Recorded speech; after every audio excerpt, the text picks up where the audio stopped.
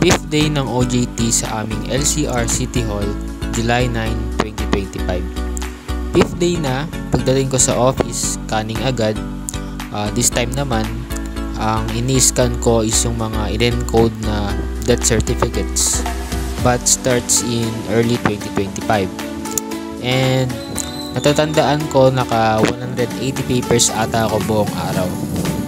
Ang mga na-encounter ko lang naman na problem is minsan kinakain yung paper ng scanner, either dahil nakalimutan kong tanggalin yung stapler o lukot yung dulo ng paper.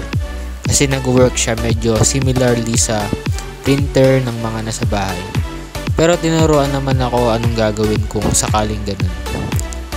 Tinuruan din nila ako gumamit ng malaking machine na printer.